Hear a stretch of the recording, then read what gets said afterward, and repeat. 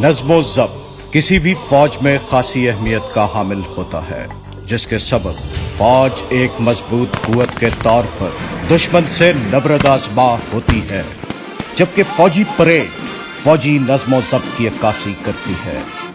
لہذا کسی بھی فوج کی پریڈ دیکھ کر اس کی پیشہ ورانہ صلاحیتوں کا بخوبی اندازہ لگایا جا سکتا ہے۔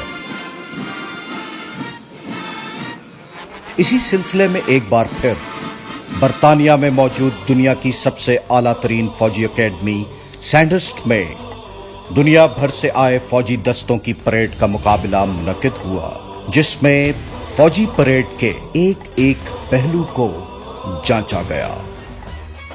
اس مقابلے میں پاکستان کا سبز ہلالی پرچم تھامے ہماری بری فوج کے جوانوں کا دستہ بھی شامل تھا،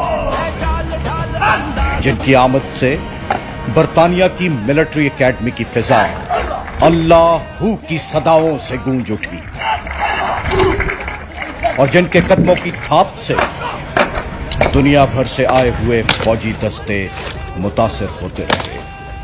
اس کٹھن مقابلے کے بعد ایک ہی دستے نے اول پوزیشن حاصل کی، اور وہ تھے خاکی وردی میں ملبوس ہمارے شیر جوان۔ ہم پاکستان کی بری فوج کے شیر دلیر سپاہی، ذوالفقار کے امیر خالد و طارق کے وارث، سرور طفیل بھٹی شبیر راشد، حسین محفوظ اور شیر و لالک کی داستانوں کے راوی، ہم پاکستان کی بری فوج کے شیر دلیر سپاہی، پاک سرزمین کے غازی۔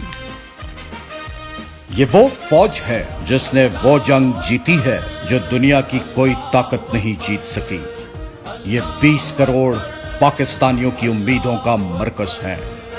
محبوب خدا کے پروانے، ایمان، تقوی، جہاد فی سبیل اللہ کی دولت سے فیض یاب ہیں۔ یہ سبز ہلالی کی سلامتی کے ضامن ہیں۔ اگر ہماری فوج دنیا عالم میں پاکستان کا پرچم اتنا بلند کر سکتی ہے تو کیا ہم نہیں؟ ہمیں پیار ہے پاکستان سے، اور یہ جیت اس بات کا ثبوت ہے کہ ہم واقعی کسی سے کم نہیں۔ پاک فوج زندہ باد، پاکستان پائندہ باد۔